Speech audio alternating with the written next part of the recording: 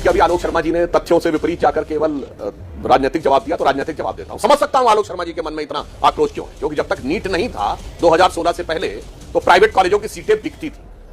Under graduate की 20 से 25 लाख रुपए से लेकर 45 से 50 लाख तक, और पोस्ट ग्रेजुएट मेडिकल की 50 लाख से लेकर 1 करोड़ तक। और दर्शकों से कहता हूं, जाके चेक करिए, 90% के मालिक इन्हीं की पार्टियों के नेता थे, जो उन्हीं बच्चों के दम पर सैकड़ों करोड़ रुपया पर ईयर कमाते थे। जब से मोदी जी नीट लेके आ गए, तब से स्थिति क्या हो गई कि सामान्य निम्न मध्यम वर्ग के बच्चे को, जिसके लिए कल्पना से परे था कि 50 लाख रुपए 1 करोड़ रुपए देकर वो एडमिशन पाएगा, अब उसे एडमिशन मिलने लगा।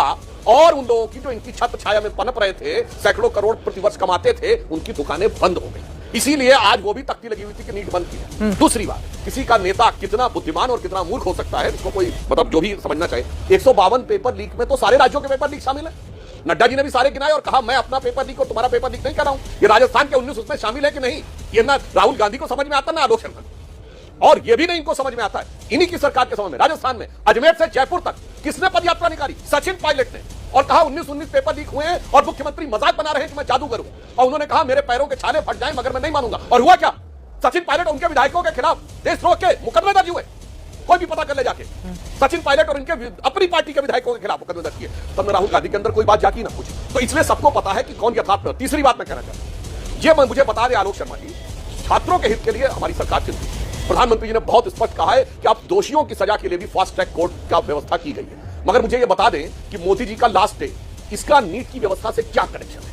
प्रधानमंत्री मोदी जी और अमित शाह जी को गाली देने का जरा बता दें कि एंट्रेंस एग्जाम और शिक्षा व्यवस्था से क्या कनेक्शन है। उमर खालिद को जेल से बाहर होना चाहिए। प्रेमानंद महाराज ढोंगी हैं और वो सीता के पति का काम नाम लेके नीता के पति का काम करना, भगवान राम का अपमान करना। जरा मुझे मतलब नीट का एग्जाम इंजीनियरिंग और मैथ्स का होता है, तो मैं चुनौती से कहता हूं कांग्रेस पर हमारे विरोधियों से जो सांसद भी बैठे हैं, इसमें फिजिक्स केमिस्ट्री मैथ होती है इंजीनियरिंग के बच्चों के लिए, और जूलॉजी बॉटनी केमिस्ट्री होती है मेडिकल के लिए। तो physics chemistry math zoology botany chemistry का कोई सिद्धांत बता दें कि इन चीजों का कनेक्शन हो। अब मैं टेक्निकल बात कर रहा हूं, ये कह रहे हैं इस्तीफा दो। मैं पूछना चाहता हूं, जब सरकार चर्चा के लिए तैयार है तो आपको क्या समस्या? आप कह रहे हैं राज्यसभा में 267 के तहत, 267 का मतलब होता है काम रोक के चर्चा करो। अरे भाई जब चर्चा करेंगे तो काम अपने आप रुक जाएगा। नहीं, काम रोक के चर्चा करो। चलो मान लिया।